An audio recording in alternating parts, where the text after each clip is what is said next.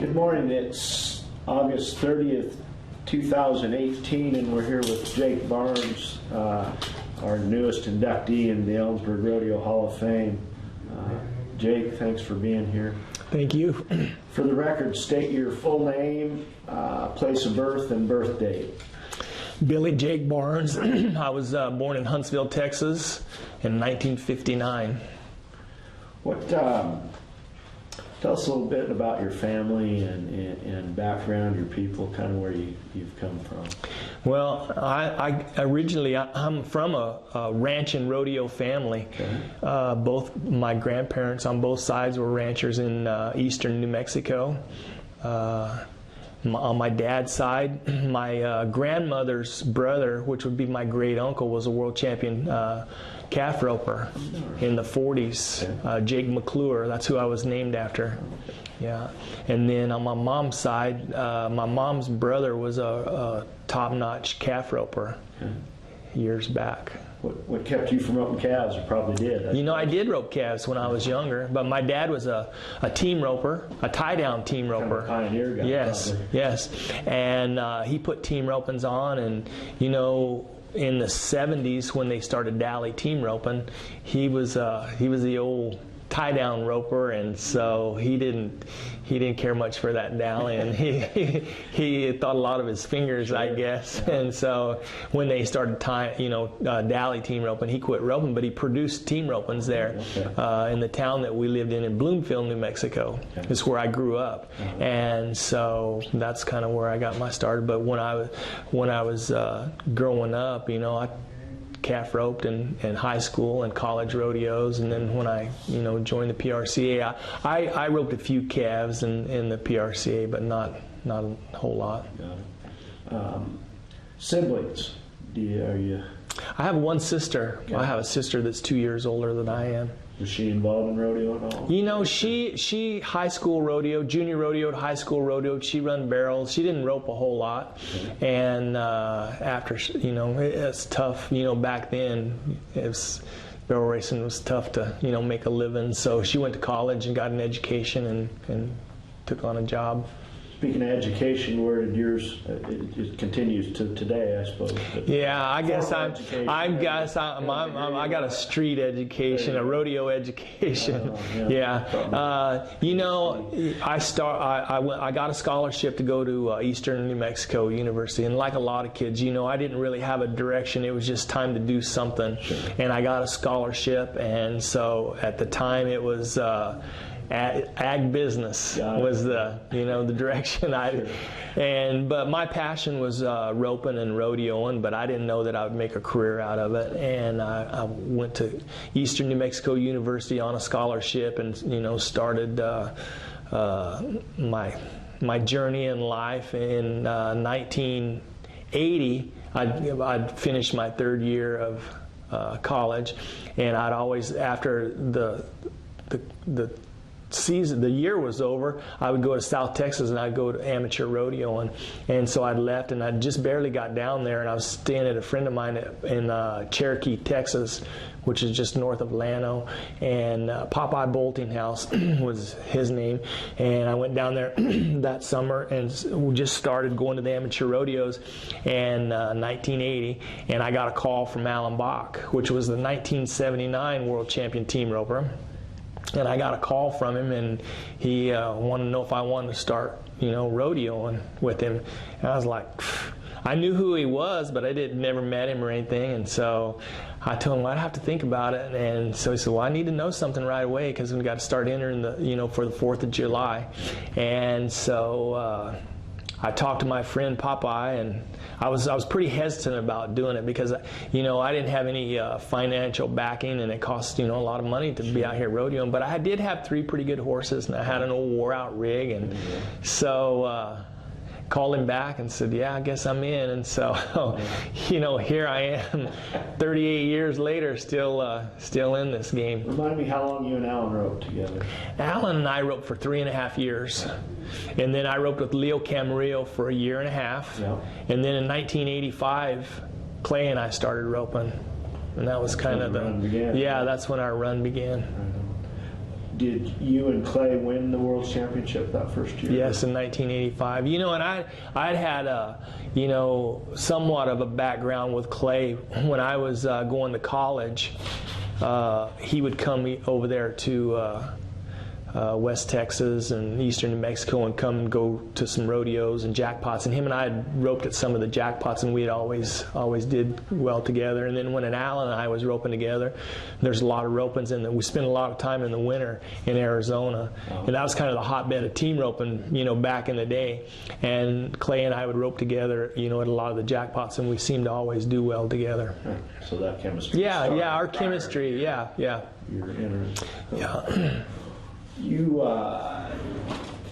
mentioned you didn't think about making a career out of being a cowboy. Did you have aspirations at something else, or I mean? No, not really. You know, it was just I was just kind of thrown in the fire, and just one thing led to another. And you know, this is just, you know, this is a job. Yes, rodeoing is a job. You know, maybe it's not the most lucrative job that you would ever, you know, it's a form of gambling, and you're gambling on your skills. Mm-hmm. And so, you know, when I first started rodeo and going to the NFR at the in Oklahoma City, you know, and so one of the ways that you supplement your income now is through sponsorships, but doing roping schools. So there is an advantage to making the NFR. Sure. And then, you know, putting on roping schools, and you know, Alan did a lot of roping schools, and so that's where, you know, I got my start in teaching.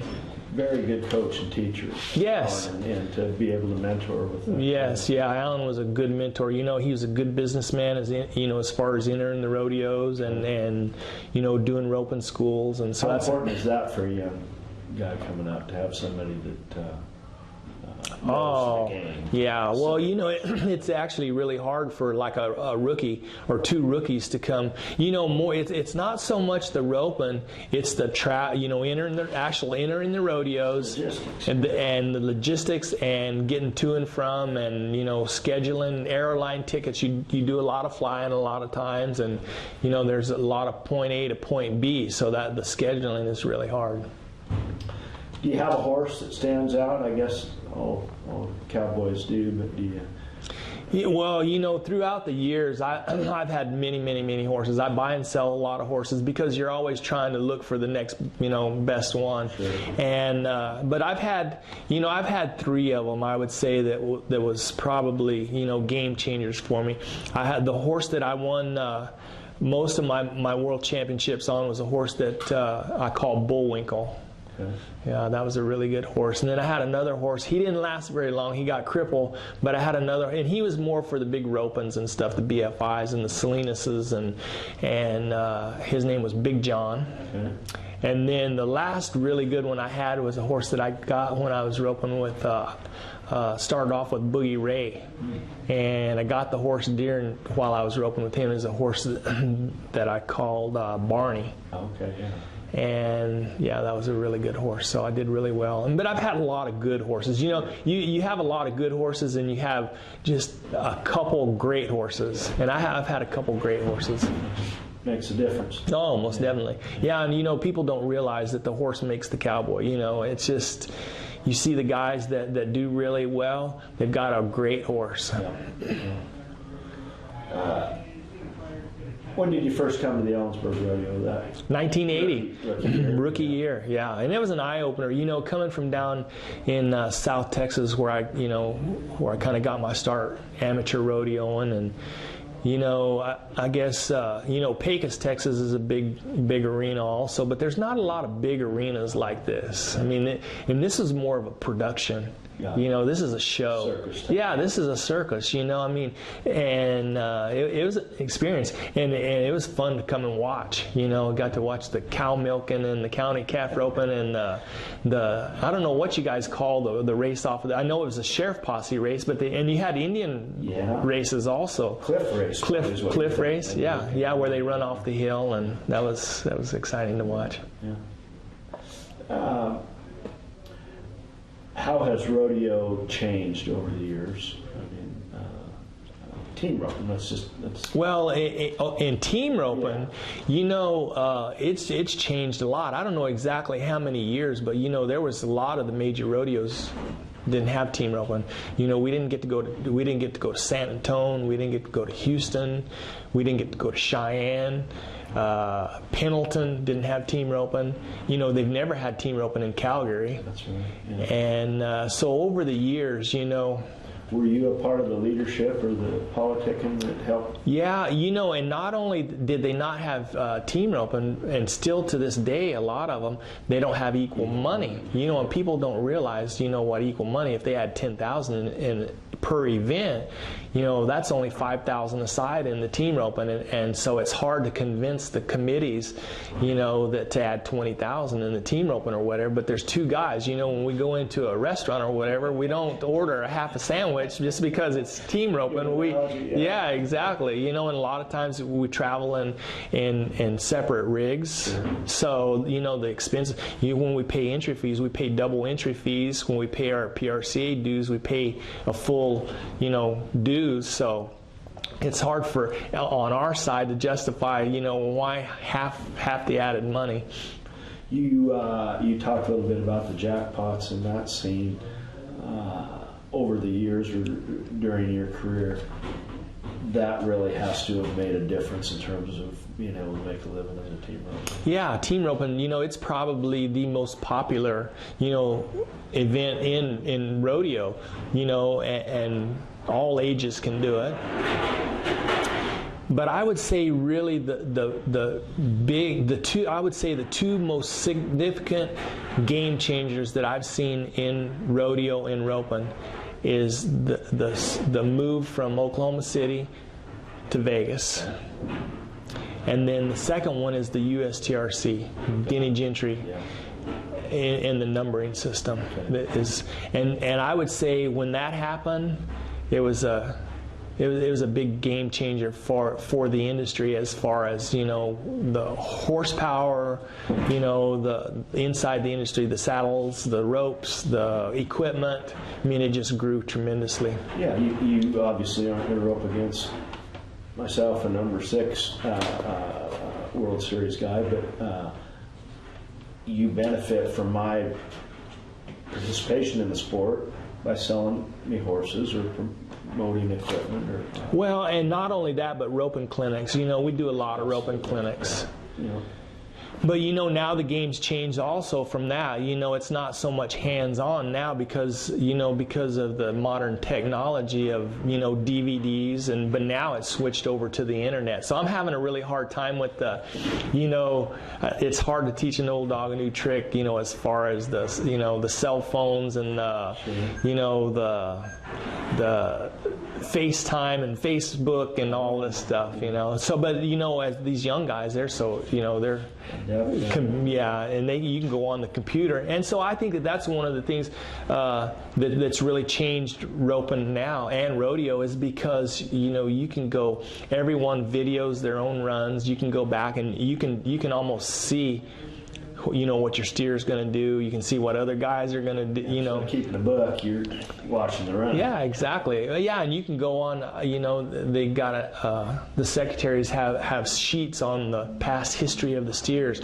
and you can get on the phone and call the guy up, hey, what'd that steer do? So you kind of have a game plan of what's, you know, back in the day, you didn't have a clue. You just backed in there and whatever, you had to react to what the steer did. Yeah. That's one thing we've admired about you and Clay over your career, is your willingness or ability to adapt and change and learn. Yeah, you know, this is a tough industry, you know, to make a living. It's on performance, you know, and so if you don't perform, you know, it'll weed you out pretty fast.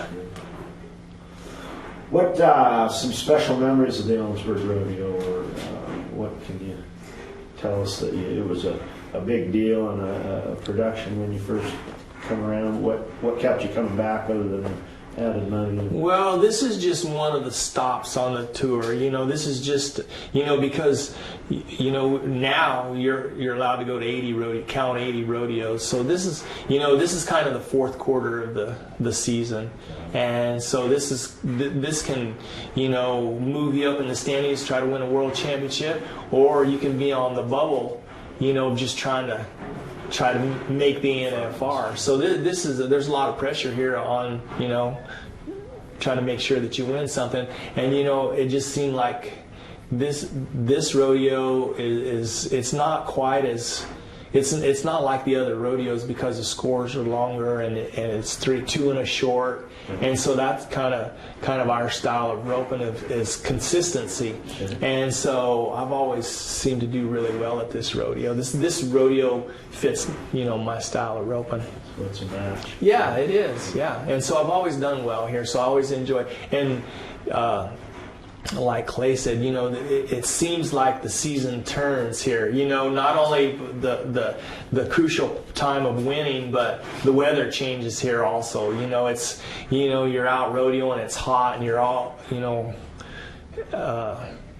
you're just sick and tired of the heat. And this is kind of because you go to 2 rodeos. You go up here to Walla Walla in here. And then they've added a few more rodeos that you go to, but this is kind of a time that you can kind of sit.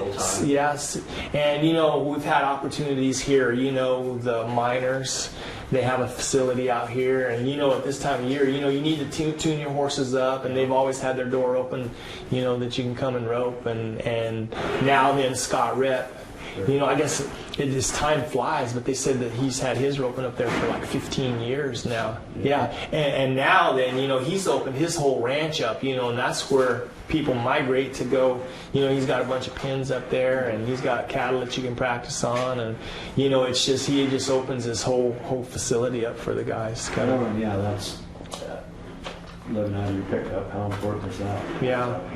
Yes, and he's been really, I'm going to say that's probably, there's individuals that have just a few guys, come to there, but, he opens his whole ranch up to, That's a unique deal. Yes, yes.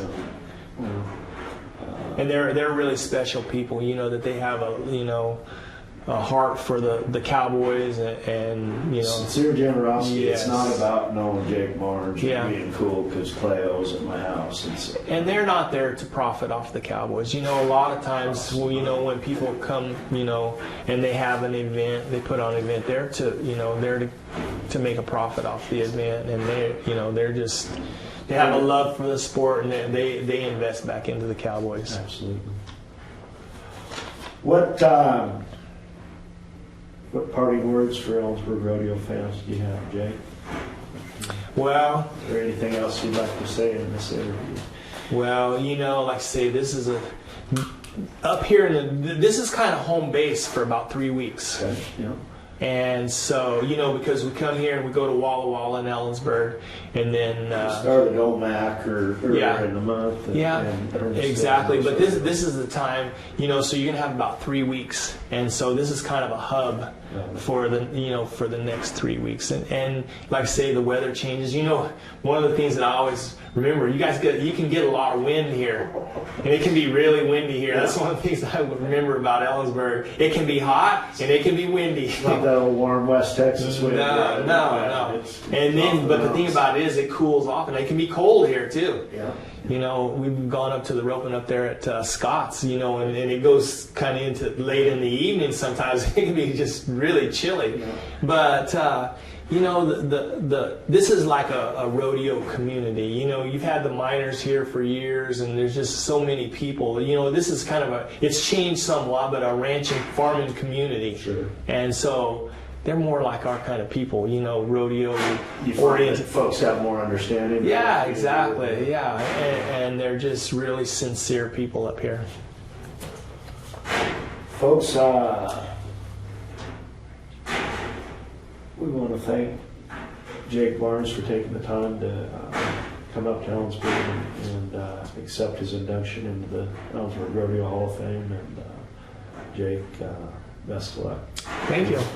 Well, I hope this is not the end of it. I got inducted into the the PRC Cowboy Hall of Fame up there, and that's been probably 20 years ago. I was like, golly. 15 to 20 years, I know. And so, this is kind of the same deal. It just seems like it was yesterday in 1980 that I came here as a rookie with Alan Bach, and now it's 2018 and I'm 59 years old. And it's like, Still wow. the guy we look up to. Yeah, where did it go? You know, but I'm looking forward to still coming back and competing here, and you know, you guys, the committee and the fans. I mean, this is just this is a special rodeo. Thanks for your time. Thank you. Appreciate it. Yes, sir.